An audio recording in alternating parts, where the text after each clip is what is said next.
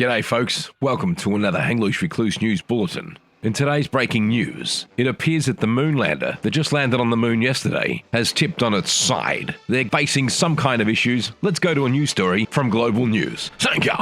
G'day folks, the first US spacecraft to land on the moon in 50 years has tipped over. US company accomplishes first ever private moon landing. But there's a catch. A private US lunar lander tilted over a touchdown and ended up on its side near the moon's south pole, hampering communications, company officials said on Friday. Intuitive Machines, the company that built the 6-foot lander, initially said the Odysseus lander was up right after touchdown Thursday, but CEO Steve Altemus said Friday the draft caught a foot in the surface and tipped, and landed on its side, likely leaning on a rock. So far we have quite a bit of operational capability, even though we're tipped over, he said. But some antennas were pointed toward the surface, limiting flight control's ability to communicate and get the right data down, Altemus said. He said the lander was near or at its intended landing site. The Houston company was shooting for the South Polar region, near the Malapert A crater, closer to the pole than anyone else.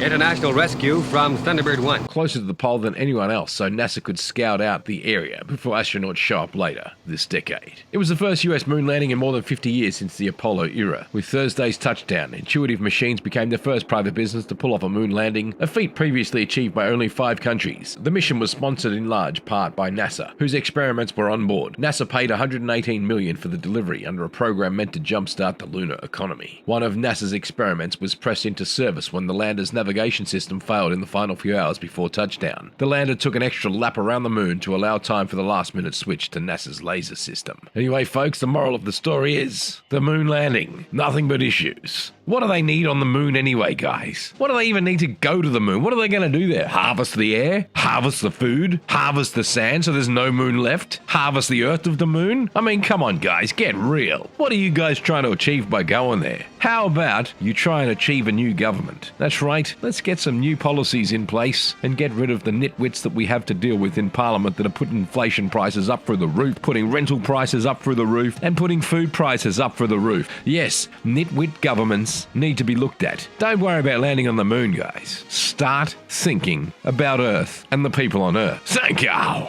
This has been another Hang Loose Recluse production. Thank you.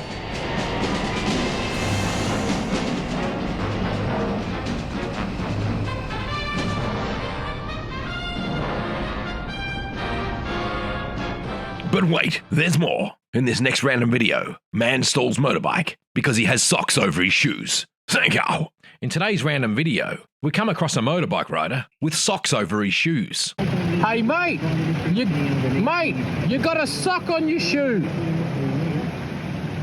Oh, that's right, as long as you know. I just thought it might make a good video for YouTube. See you, mate. The moral of the story is, don't wear socks over your shoes and you won't stall your motorbike. Thank you.